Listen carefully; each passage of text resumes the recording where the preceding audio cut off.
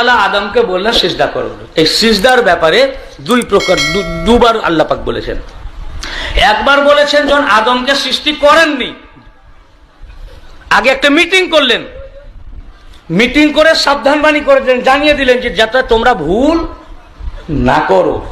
কি করলেন?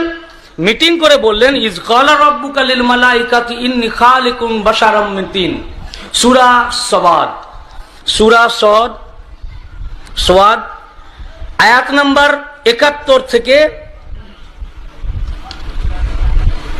৮৫ নম্বর আয়াত পর্যন্ত এই সাজদার উপরে আয়াত পাকটি আছে, কিন্তু আমি আজকে ব্যাখ্যা করব মেন ৭৫ নম্বর আয়াত, ৭১ থেকে শুরু। ইজ ক্বালা রাব্বুকা লিল মালাইকাতি ইন্নী খালিকুন বাশারাম মিন তিন, যখন আল্লাহ পাক ফেরেশতাদেরকে বললেন নিশ্চয় আমি মাটির বাসার তৈরি করব। মাটি থেকে, মাটির বাসার বলার কি অর্থ কি? লোহার বাসার হয় নাকি? হ্যাঁ, অ্যালুমিনিয়ামের বাসার হয় নাকি? বললেন মাটির বাসার তৈরি করব। তো মাটির বাসার যখন বললেন, তার মানে নিঃসন্দেহে আরো কিছু বাসার হয়, নাহলে শুধু বলতেন আমি বাসার বানাবো, আমি বাসার তৈরি করব। বললেন মাটির বাসার তৈরি করব, মানে আদম আলাইহিস সালাম মাটি থেকে তৈরি। দুই রকমের বাসার আছে, যত পয়গম্বর আছেন সব হচ্ছেন মাটি থেকে তৈরি, মাটির বাসার। আর হুজুর সাল্লাল্লাহু আলাইহি ওয়াসাল্লাম বাসার মানে অবয়ব, আকৃতি, গঠন। তো বললেন মাটি থেকে আকৃতি অবয়ব তৈরি করলাম, আর একটা বাসার আসবে, সেটা নূরের বাসার। তো বললেন আমি মাটির বাসার তৈরি করব, মাটির মানুষ বানাবো। বানাবার পরে ওয়া ইজা সাওয়াইতুহু ওয়া নাফাখতু ফীহি মির রূহি ফাকাউ লাহু সাজিদিন, মাটির বাসার তৈরি করব, অতঃপর তাকে ঠিকঠাক করে নেব, সুষম করে নেব। তারপর নাফাখতু ফীহি মির রূহি, অতঃপর আমার রূহ থেকে ফুঁক দেব। আমার রূহ থেকে ফুঁক দেব মানে নূরে মুহাম্মাদিকে প্রবেশ করাবো। যখন সেটা প্রবেশ করাবো ওয়াকাউ লাহু সাজিদিন, তখন তোমরা সকলে একযোগে সিজদায় পড়ে যাও। এখানে খুব মজার ব্যাপার, আল্লাহ পাক বলেন নাই যে আদমকে যখন আমি তৈরি করে নিব, সুষম করে নিব, ঠিকঠাক করে নিব, তখন সিজদায় পড়ে যাও। আদমকে তৈরি করার পরেও সিজদা করতে হবে না। যখন আদমকে তৈরি করে নিব, তৈরি করার পর যখন নূরে মুহাম্মাদি প্রবেশ করাবো, তখন সাজদায় পড়ো। যতক্ষণ নূরে মুহাম্মাদি প্রবেশ না করাবো, ততক্ষণ সাজদার আমার হুকুম না। বলেন মাটির মানুষ তৈরি করলাম, ওই মাটির বাসা তৈরি করার পর অনেকদিন সেটা ছিল, সেটা বিশুষ্ক শুকনো হলো, ঠনঠনে হলো, বলেন তখনও সাজদা করতে হবে না, তখনও আমার আদেশ না। তারপর যখন নূরে মুহাম্মাদি প্রবেশ করাবো ওয়াকাউ লাহু সাজিদিন, তখন যেন কোনো ইখতিলাফ করো না, সবাই একযোগে সাজদায় পড়ে যাও। আগে থেকে অর্ডার, শিক্ষা দিয়ে রাখলেন সমস্ত ফেরেশতাদিগকে। আর ফেরেশতাদের লিডার কে ছিল তখন? আজাজিল, যার নাম ইবলিস। সে কিন্তু ছিল জিন। এত বেশি সাজদা করেছে দুনিয়ায়, এত বেশি আল্লাহর ইবাদত করেছে যে ইবাদত করতে করতে করতে ফেরেশতাদের ইবাদতকে অতিক্রম করে চলে গেছে। তার মর্যাদা, যোগ্যতা ও দরজা ফেরেশতাদের চেয়েও টপ মাকামে চলে গেছে। 6 লক্ষ বছর ইবাদত করেছিল, লৌহে মাহফুজে পৌঁছে গেছিল সে। এবং আল্লাহ পাক এবং এত সাজদা করেছে, বলেছে যে তার সাজদাকে যদি জমিনে বিছানো হয়, তাহলে পৃথিবীতে একটা ছোঁচ রাখার জায়গা থাকবে না, সাজদার উপরে ফুটো হবে। আল্লাহকে কোন জায়গায় সাজদা করতে সে বাকি রাখেনি। এত বড় আবেদ ছিল, এত বড় আবেদ ছিল যে ফেরেশতাদেরকে অতিক্রম করে গেল, তাদের সে ফেরেশতাদের চেয়ে টপ জায়গায় চলে গেল। আল্লাহ পাক সমস্ত ফেরেশতাদের লিডার বানিয়ে দিলেন, তাকে মুআল্লিমুল মালায়েকা বলা হয়। সে কিন্তু ছিল জিন। অতঃপর যখন আদম তৈরি করলেন, সূরা বাকারার 34 নম্বর আয়াত, ও আরো অন্য আয়াত আছে, সূরা আল কাহাফে আছে, সূরা আল আরাফে আছে, সূরা বনী ইসরাঈলে আছে, সূরা তাহার মধ্যে আছে, সূরা আল হিজরের মধ্যে আছে। একই কথা বারবার আল্লাহ রিপিট করেছেন। কি? ওয়া ইয কুলনা লিল মালাইকাতি ইসজুদু লি আদম ফাসাজাদু ইল্লা ইবলিস। আগে একবার বলে রেখেছিলাম, যখন সত্যি তৈরি করলাম, নূরে মুহাম্মাদি দিলাম, তখন আমি বললাম সব ফেরেশতাদেরকে ফের হুকুম করলাম। হুকুম করা ছিল, আর হুকুমের প্রয়োজন নাই। তথাপি এবং সমস্ত ফেরেশতাদেরকে আমরা হুকুম করলাম যে সাজদা করো, উসজুদ। ওয়া ইয কুলনা লিল মালাইকাতি ইসজুদু লি আদম, লি আদম, লি আমাকে নয়, লা লি আমাকে নয়, লি আদম আদমকে সাজদা করো। ফাসাজাদু সমস্ত ফেরেশতা সিজদা করলেন।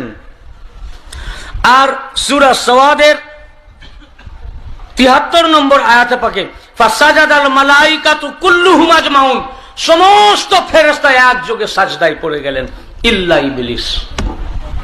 ইবলিস করলো না। আবা ওয়াস্তাকবারা সূরা বাকারাতে, কানা মিনাল কাফিরিন, সে অহংকার করলো, অস্বীকার করলো সিজদাকে। তো কি হলো? কানা মিনাল কাফিরিন, কাফিরদের ভিতরে হয়ে গেল। এখানে বলছে ইল্লা ইবলিস ইস্তাকবারা ওয়া কানা মিনাল কাফিরিন, সে তাকাব্বুর করলো, কাফির হয়ে গেল। শুধু ইবলিস সাজদা না, আমার সাজদা সাবজেক্ট নয়, আমি মেন প্রসঙ্গে আসতে চাচ্ছি, সাজদা বোঝাতে চাচ্ছি না। কাফির হয়ে গেল। যখন কাফির হলো, আল্লাহ পাক তখন ইবলিসকে শুধালেন, ক্বালা ইয়া ইবলিস মা মানাআকা আন তাসজুদা লিমা খালাকতু বিয়াদাইয়া।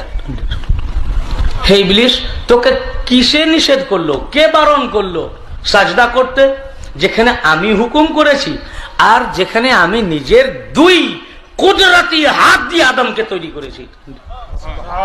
আল্লাহ পাক নিজে বলছেন আমি তৈরি করেছি নিজের দুই হাতে। আল্লাহর হাত হয়? এর তাফসীর করতে গেলে বিশাল ব্যাপার, ওটা আমার আজকে সাবজেক্ট নয়। আল্লাহর হাত কি? তাহলে কোরআনে হাত লেখা আছে ভাই, এ ওয়ালিউল্লাহর কথা না, আল্লাহ তাআলার কথা। যে আল্লাহ তাআলা বলছেন কোরআন পাকের আয়াত, যেখানে আমি তোকে ক্বালা ইয়া ইবলিস মা মানাআকা আন তাসজুদা লিমা খালাকতু বিয়াদাইয়া, বিয়াদাইয়াদুন মানে হাত, এটা তাসনিয়া, মুজাফ মুজাফ ইলাইহি হওয়ার জন্য মুজাফ হওয়ার কারণে নুন পড়ে গেছে ইয়াদাইনের। এটা আরবি গ্রামার, মাওলানারা বুঝতে পারছেন আমার কথাটা, ব্যাকরণ। ইয়াদাইয়া আমার দুই হাত, যেখানে আমি আমার দু হাত দিয়ে তৈরি করেছি। বুঝতেছেন না? তো যাই হোক, সেটা আমার সাবজেক্ট নয়। তো তুই কেন সিজদা করলি না? মা মানা আকা, তোকে কিসে নিষেধ করলো, কে বারণ করলো? ইবলিস বলল, কি বলল? হ্যাঁ, এবং আল্লাহ তাআলা ওকে জিজ্ঞাসা করলেন, আস্তাকবারতা আম কুনতা মিনাল আলিন, যে তুই তাকাব্বুর করলি, অহংকার করলি এই বলে যে তুই নিজেকে আলিন, এটা আলি শব্দের জামা, আলিনদের ভিতর থেকে নিজেকে মনে করলি, তাদের সমতুল ভাবলি নিজেকে।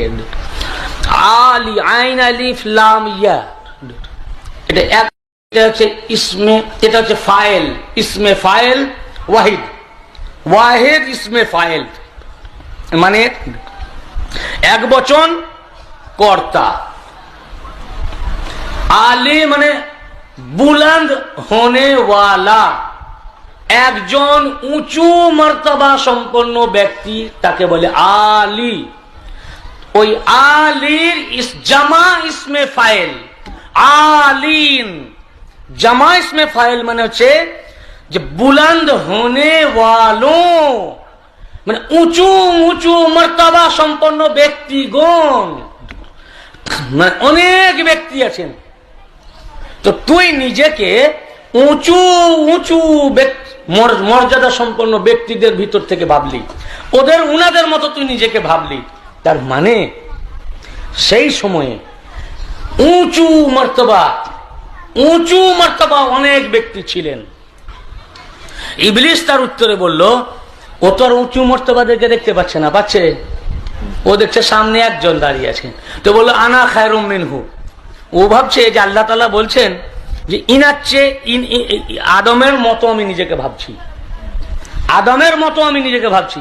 তার জবাবে ও আরো তাকাব্বুর করে বলল, আদমের মতো তো দূরের কথা, আনা খায়রুম মিনহু, আমি তার চেয়ে উত্তম। বুঝতে পেরেছেন? এটা আবার ওয়াহিদের জমির এসেছে, আনা খায়রুম মিনহু, হু এক বচন, মানে একজনকে দেখছে, আদমকে। বলল যে আমি আদমের চেয়েও বড়, কেন আদম মাটি থেকে তৈরি, আমি আগুন থেকে তৈরি। অতএব আমি আদমের চেয়ে বড়। ইবলিস বলছে যে আমি নিজে আদমের চেয়ে উত্তম, আদমের চেয়ে বড়। আর আল্লাহ তাআলা বললেন যে তুই আদমের চেয়ে বড় মনে করে নিজেকে উঁচু ব্যক্তিদের সমান ভাবলি। মানে আদমের চেয়ে বড় ভাবা মানে উঁচু মর্তবা সম্পন্ন ব্যক্তিদের সমান ভাবা। বুঝতে পারছেন না কথাটা? তার মানে উঁচু মর্তবা সম্পন্ন যে ব্যক্তিগণ আলিম, তারা আদমের চেয়ে উঁচা। বুঝতে পারলেন কথাটা? তারা আদমের চেয়ে উঁচা, তাদের সমান ভাবা মানে আদমের চেয়ে উঁচু ভাবা।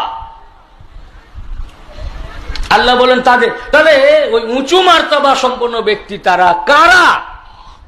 যাদের সমান নিজেকে ভাবলো ইবলিস। এই আলিম কারা? এই আলিম হচ্ছেন তারাই, উঁচু মর্তবা সম্পন্ন ব্যক্তি তারাই যে যাদের ওসিলায় আদমের তওবা কবুল হয়েছিল। মানে এই পাক পাঞ্জাতানে পাক, যে ওসিলা চাই সে উঁচা হয় না, যার ওসিলায় দোয়া চাওয়া হয় সে উঁচা হয়।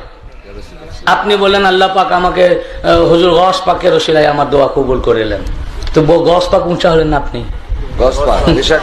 আল্লাহ পাক আমার পীর মুর্শিদের ওসিলায় আমার দোয়া কবুল করেন, পীর মুর্শিদ উঁচা হলেন না আপনি? এমনকি আপনি বলেন হ্যাঁ আল্লাহ আমি যে জোহরের নামাজ সালাত আদায় করলাম, এই সালাতের ওসিলায় আমার দোয়া কবুল করেলেন, সালাত উঁচা হলেন আপনি? সালাত যাকে ওসিলা করা হয় সে উঁচা হয়। তো আদম আলাইহিস সালাম ওসিলা করলেন পাক পাঞ্জাতন পাককে, যে আলে মুহাম্মদের ওসিলায় পাঞ্জাতন পাকের ওসিলায় তওবা কবুল করো। তো পাঞ্জাতনে পাক আদমের চেয়ে উঁচা, পাঞ্জাতনে পাক হচ্ছেন আদম আলাইহিস সালামের ওসিলা। তো ওনার পেশানিতে ওই পাঞ্জাতনে পাকের নূর ছিল। এই আয়াত পাক থেকে এটাও বোঝা যাচ্ছে যে পাঞ্জাতন পাকের নূর ছিল, আর আল্লাহ পাক পাঞ্জাতন পাকের নূরকেই সাজদা করতে বলেছেন। আদমকে কেন বললেন? যেহেতু আদমকে দেখা যাচ্ছে, আদম হচ্ছে মসজুদে এলাই, আর পাঞ্জাতন পাক হচ্ছেন মসজুদে লাহু। মসজুদে এলাই মানে যার দিকে সাজদা করা হয়। যে নামাজে আমরা সাজদা করি কোন দিকে? কাবা। তো কাবাকে বলে মসজুদে এলাই, কাবার দিকে সাজদা।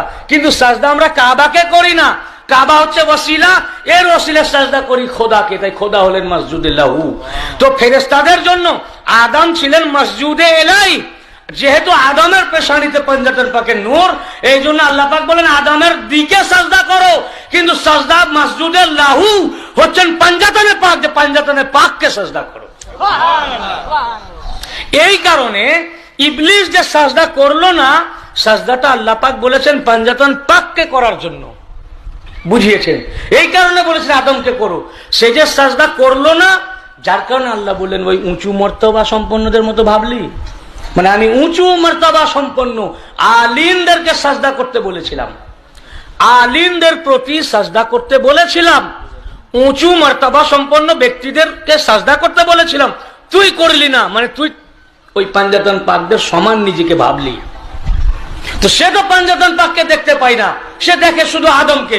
বললেন তার সমান কেন? আমি তার চেয়ে উঁচা, না খায়রুম মিনহু, যে তুই তার চেয়ে উত্তম বললি।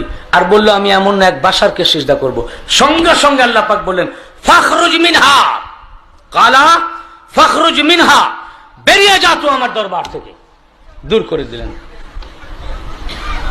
আর বলেন লামান তাবিআকা মিনহুম লাআমলান্না জাহান্নামা মিনকুম আজমাইন।